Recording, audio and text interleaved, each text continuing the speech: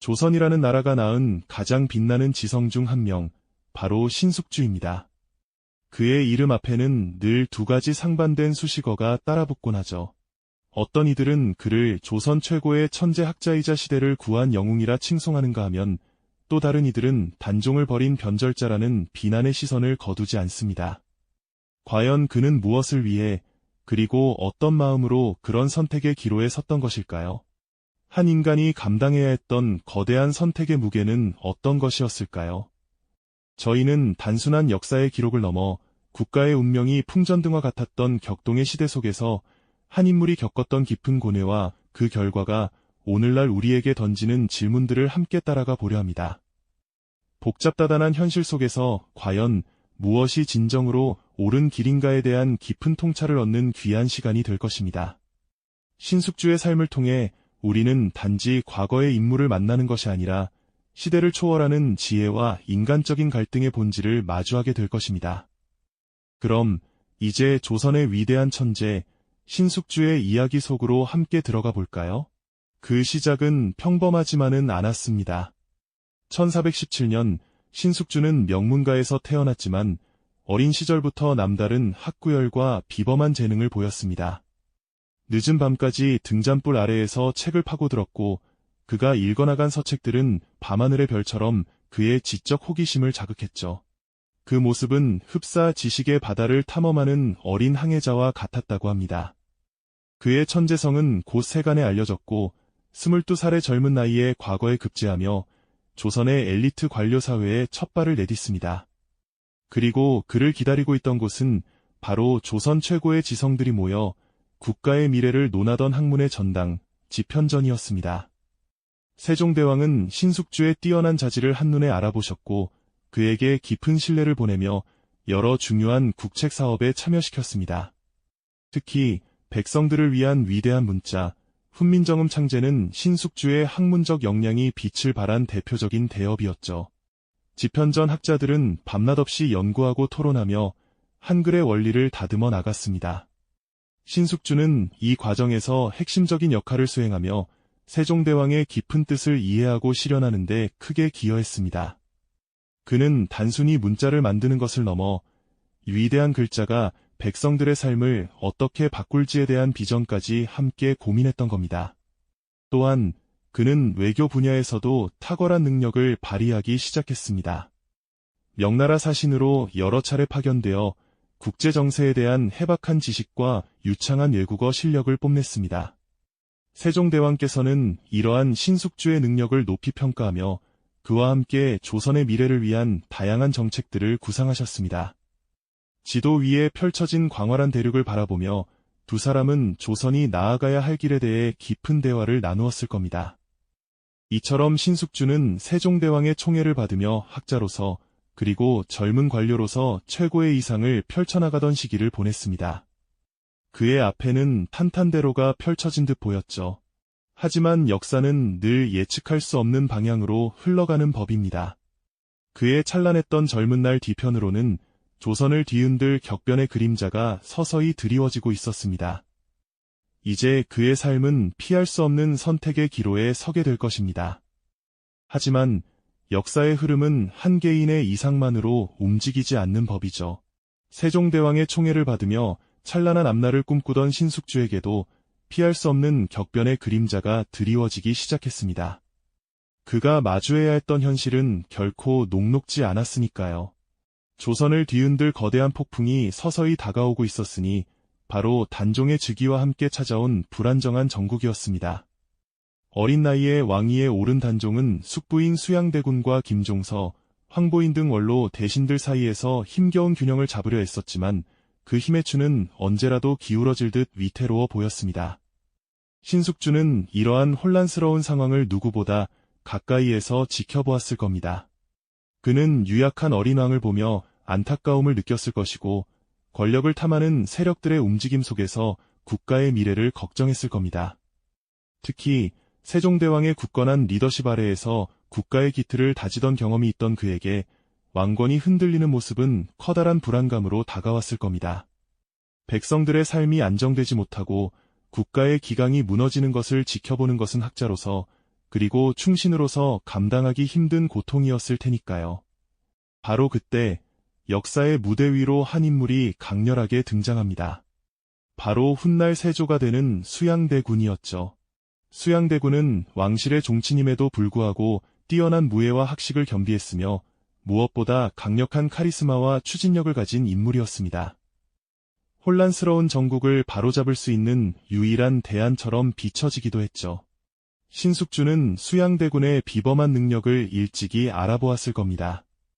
어쩌면 그는 수양대군에게서 세종대왕의 강인한 면모를 보았을지도 모르겠습니다.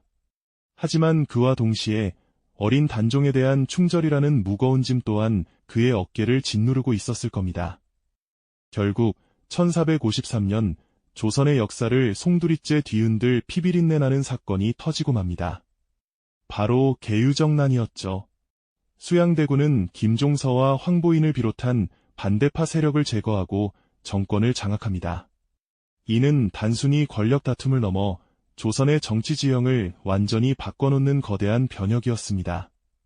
신숙주는 이 잔혹한 피바람 속에서 생사의 기로에 서게 됩니다. 그는 단종을 지지하는 충신들과 함께 의리를 지킬 것인가, 아니면 새로운 시대의 흐름을 읽고 실질적인 국가의 안정을 추구할 것인가 하는 그야말로 진퇴양난의 상황에 놓였던 겁니다. 밤늦도록 잠 못 이루며 고뇌하는 신숙주의 모습을 상상해 보십시오. 그의 앞에는 두 갈래 길이 놓여 있었습니다. 하나는 어린 왕을 향한 변치 않는 충절을 택하는 길이었을 테고요. 다른 하나는 혼란에 빠진 나라를 바로잡을 수 있는 강력한 힘, 즉 수양대군의 편에 서는 길이었습니다. 이 선택은 그의 개인적인 안위를 넘어 그가 평생을 바쳐 지키고자 했던 조선이라는 국가의 운명과 직결된 것이었죠. 그는 단순히 자신의 입신양명을 위해 수양대군에게 몸을 의탁한 것이 아니었을 겁니다. 오히려 세종대왕이 이루었던 찬란한 업적들이 혼란 속에서 무너지는 것을 막고 백성들의 삶을 안정시키기 위한 실용적인 선택이었다고 해석할 수도 있습니다. 신숙주는 결국 수양대군의 편에 서게 됩니다. 이 결정은 그에게 변절자라는 오명을 안겨주었지만 한편으로는 격변의 시기에 국가의 안정을 최우선으로 생각했던 한 실용주의자의 고뇌 어린 선택이었다는 평가도 존재합니다. 과연 그의 선택은 옳았던 것일까요? 아니면 단순히 기회주의적인 변절에 불과했을까요? 역사는 이처럼 쉽게 답을 내릴 수 없는 복잡한 질문들을 던지곤 합니다. 그가 감당해야 했던 비난과 후회 속에서도 그는 자신이 옳다고 믿는 길을 묵묵히 걸어갔던 겁니다.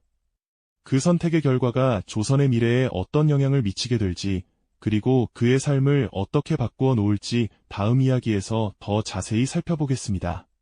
신숙주가 수양대군의 손을 잡기로 결정한 이후 그의 삶은 거대한 경랑 속으로 뛰어들게 됩니다.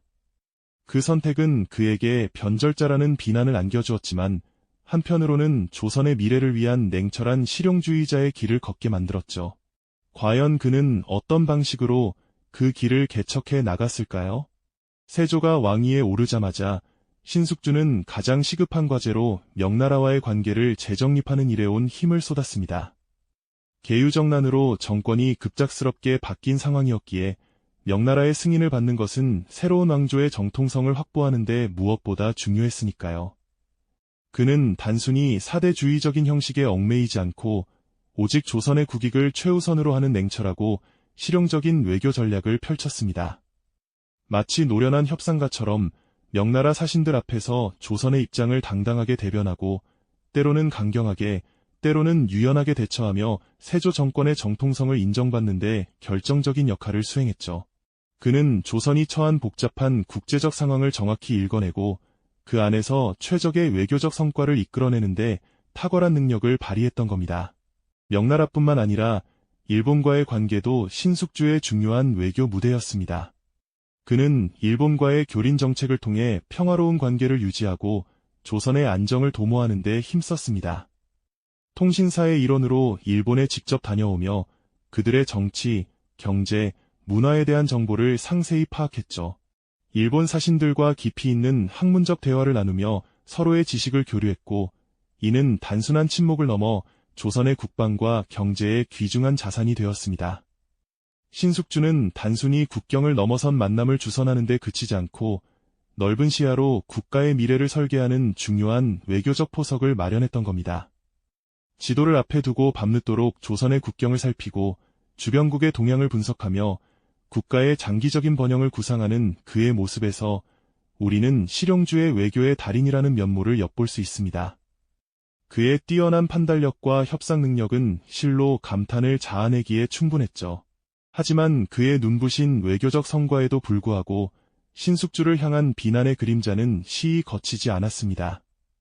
바로 단종 보기를 꾀했던 사육신 사건과 같은 비극적인 시대 상황 때문이었죠. 자신과 함께 지편전에서 학문을 논하던 동료들이 형장의 이슬로 사라지는 모습을 보며 그의 마음은 얼마나 찢어지는 듯 아팠을까요? 사랑하는 동료들이 비극적인 운명을 맞이하는 순간에도 신숙주는 과연 어떤 마음으로 그 자리에 서 있었을까요? 아마 그는 개인적인 충절의 가치와 더불어 혼란에 빠진 국가를 안정시키고 수많은 백성의 삶을 지켜내야 한다는 더 큰 대의 사이에서 끊임없이 고뇌하고 번민했을 겁니다.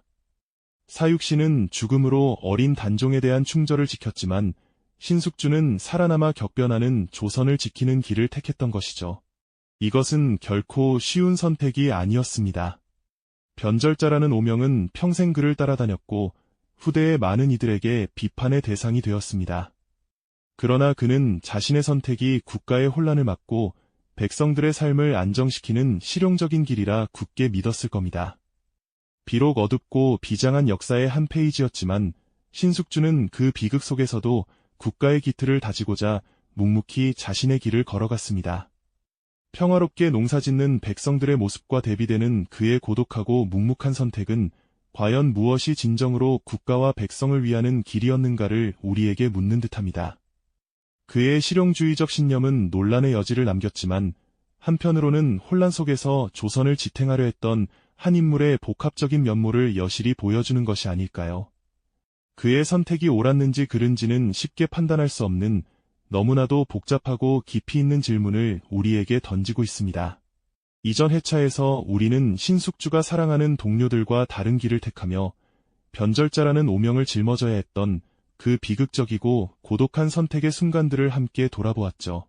개인의 충절이라는 숭고한 가치와 혼란에 빠진 국가의 안정을 도모하고 수많은 백성의 삶을 지켜내야 한다는 더 큰 대의 사이에서 그가 얼마나 깊이 고뇌하고 번민했을지 그 무게를 가늠조차 하기 어렵습니다.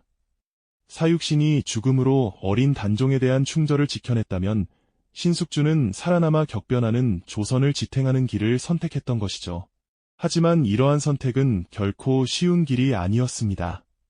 변절자라는 주홍글씨는 평생 그를 따라다녔고 후대의 수많은 역사가들에게 비판의 대상이 되었습니다. 유교적 충절을 최우선으로 여기던 당대사회에서 그리고 후대에도 그의 행보는 쉽게 용납될 수 없는 것이었죠. 그는 아마도 살아있는 동안에도 그리고 죽어서도 그 비난의 무게를 고스란히 짊어져야 했을 겁니다.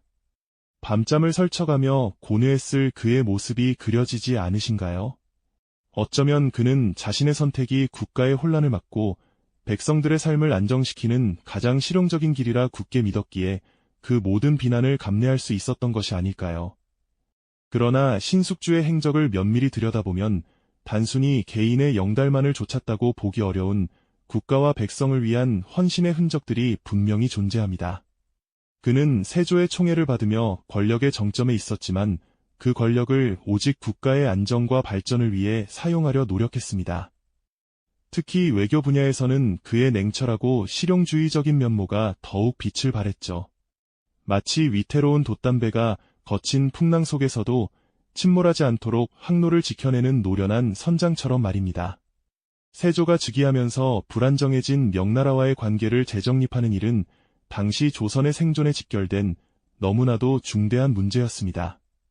자칫 외교적 실책이라도 저지른다면 조선은 언제든 큰 위기에 빠질 수도 있었으니까요.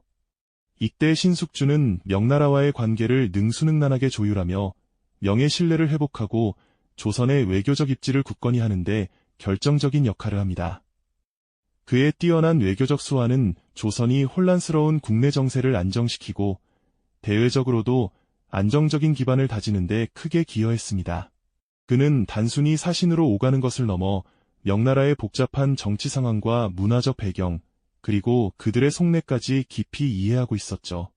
이를 바탕으로 명나라 사신들과의 협상에서 조선의 국익을 한치의 양보 없이 관철시키면서도 동시에 명나라와의 우호적인 관계를 유지하는 균형 감각을 보여주었습니다. 이는 마치 거미줄처럼 복잡하게 얽힌 국제관계 속에서 조선이라는 작은 배가 방향을 잃지 않고 항해할 수 있도록 돕는 나침반과 같은 역할이었습니다. 일본과의 관계에서도 그의 실용주의는 빛을 발했습니다. 당시 일본은 여러 다이묘들이 난립하며 혼란스러운 전국시대의 서막을 알리던 시기였죠. 신숙주는 이러한 상황을 정확히 파악하고 일본과의 교린 정책을 통해 불필요한 마찰을 피하고 상호교류를 증진시키는 데 힘썼습니다. 해안가 백성들의 안위를 지키고 안정적인 무역 관계를 유지하는 것이 국가의 실질적인 이익이라는 판단 때문이었을 겁니다. 그는 일본과의 평화로운 관계를 유지하면서도 혹시 모를 침략에 대비하는 국방력 강화에도 소홀히 하지 않았습니다. 이는 겉으로는 유화적인 태도를 보이면서도 속으로는 철저하게 국익을 계산했던 그의 냉철한 실용주의를 보여주는 단면이라고 할 수 있습니다. 신숙주의 이러한 외교적 행보는 그가 단순히 권력에 순응한 기회주의자가 아니라 국가의 존속과 백성의 안녕을 최우선으로 생각했던 치밀한 전략가였음을 분명히 입증하는 것이 아닐까요? 비록 사육신과의 비극적인 선택 때문에 변절자라는 오명을 얻었지만 그는 그 비난의 그림자 속에서도 묵묵히 조선의 미래를 설계하고 지탱하려 노력했던 것입니다. 그의 삶은 개인의 충절이라는 고귀한 이상과 국가의 생존이라는 냉혹한 현실 사이에서 한 인간이 감당해야 했던 거대한 고뇌와 선택의 무게를 여실히 보여주는 것이죠.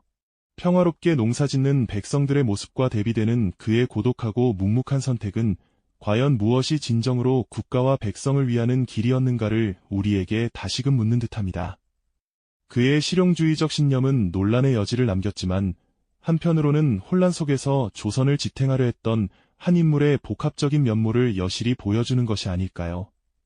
그 질문은 여전히 우리에게 깊은 울림으로 남아 있습니다. 그렇다면 신숙주가 그토록 고뇌하며 선택했던 실용주의의 길은 과연 어떤 결실을 맺었을까요?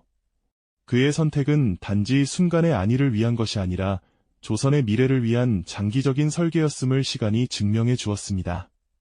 세조대에 이어 예종과 성종대에 이르기까지 신숙주는 변함없이 국가 운영의 핵심적인 자리를 굳건히 지켰습니다. 그는 외교 정책뿐만 아니라 국방, 문화, 그리고 국가제도 정비에 이르기까지 조선이라는 새로운 나라의 근간을 굳건히 세우는데 실로 지대한 공헌을 했습니다. 마치 거대한 건축물을 짓듯 혼란스러운 시대를 지나며 흔들렸던 조선의 토대를 더욱 견고하게 다지는데 온 힘을 쏟았던 것이죠. 그의 손끝에서 수많은 국가적 사업들이 추진되었고 그가 남긴 외교적 유산은 훗날 조선이 안정적으로 발전하는 데 중요한 밑거름이 되었습니다. 그의 정치적 실용주의는 단순히 눈앞의 이익만을 좇는 것이 아니었어요. 오히려 먼 미래를 내다보고 국가의 생존과 백성의 안녕을 최우선으로 고려한 지혜로운 선택들이었음을 우리는 그의 발자취 속에서 분명하게 발견할 수 있습니다. 노년의 신숙주는 후학들에게 끊임없이 지혜를 나누고 때로는 왕에게 따끔한 조언을 아끼지 않으며 조선의 미래를 밝히는 등불이 되어주었습니다. 그가 편찬한 수많은 서적들은 조선의 귀중한 지적 자산이 되었고 그의 깊은 경험과 통찰은 후대의 정책 결정에도 깊은 영향을 미쳤습니다. 한 개인의 영달을 넘어 국가의 존속과 발전을 위해 마지막 순간까지 헌신했던 그의 삶은 진정한 의미의 실용주의가 무엇인지를 우리에게 여실히 보여주는 것이 아닐까요? 사육신과의 비극적인 이별, 그리고 그로 인해 평생 감당해야 했던 변절자라는 비난의 그림자 속에서도 신숙주는 흔들리지 않았습니다. 그가 감내해야 했던 비난의 무게는 실로 엄청났겠죠. 하지만 그는 개인의 명예나 고귀한 충절이라는 이상보다 당장 혼란에 빠진 국가의 안정과 백성들의 실질적인 안위를 지키는 것을 더욱 중요하게 여겼습니다. 명나라와의 외교에서 보여준 당당함, 일본과의 교린 정책을 통해 얻어낸 평화와 무역의 이득은 그의 실용주의가 단순한 기회주의가 아니었음을 여실히 증명합니다. 그 순간 그는 냉혹한 현실을 직시하며 먼 미래를 설계하려 했던 고뇌하는 지혜로운 선각자의 모습에 더 가까웠던 것이 아닐까요? 국가의 생존이라는 거대한 명제 앞에서 한 인간이 감내해야 했던 고통스러운 선택. 신숙주의 삶은 우리에게 무엇이 진정으로 국가와 백성을 위하는 길인가라는 질문을 끊임없이 던지며 깊은 성찰을 이끌어냅니다. 급변하는 국제 정세 속에서 대한민국의 외교적 생존 전략을 고민하고 이상과 현실 사이에서 균형을 잡아야 하는 오늘날의 리더들에게 신숙주의 실용주의적 선택과 그 결과는 과연 어떤 지혜와 통찰을 선사할 수 있을까요? 그의 삶은 단순한 과거의 기록이 아니라 복잡한 현실을 살아가는 우리에게 여전히 유효한 메시지를 던져주고 있습니다. 과연 우리는 신숙주를 그저 변절자로만 기억해야 할까요? 아니면 그의 복잡한 선택 속에서 혼란한 시대를 헤쳐나갈 지혜를 찾았던 선각자의 모습을 발견할 수 있을까요? 이 질문은 오랜 시간이 지난 지금도 우리에게 깊은 여운으로 남아 있습니다. 그렇다면 과연 신숙주 대감을 향한 이 오랜 질문에 우리는 어떤 답을 내릴 수 있을까요? 그를 향한 역사적 평가의 무게는 여전히 가볍지 않지만 그의 삶이 남긴 발자취를 좀 더 깊이 들여다보면 또 다른 지혜를 발견할 수 있을 겁니다. 단순한 개인의 충절이나 영달을 넘어 한나라의 존속과 백성의 안위를 위해 고뇌했던 그의 선택이 과연 어떤 결과를 가져왔는지 그 이후의 시간들을 함께 살펴보시죠. 세조대왕의 서거 이후에도 신숙주 대감의 역할은 결코 끝나지 않았습니다. 오히려 예종과 성종이라는 젊은 군주들을 보필하며 격동의 시대를 지나온 조선이 단단한 반석 위에 설 수 있도록 굳건한 기둥이 되어주었죠. 마치 오랜 풍파를 견뎌낸 거목처럼 그는 흔들림 없는 지혜로 나라의 기틀을 다지는 데 온 힘을 쏟았습니다. 그의 지휘 아래 조선은 단순한 왕조를 넘어 하나의 견고한 국가 시스템을 갖추기 시작합니다.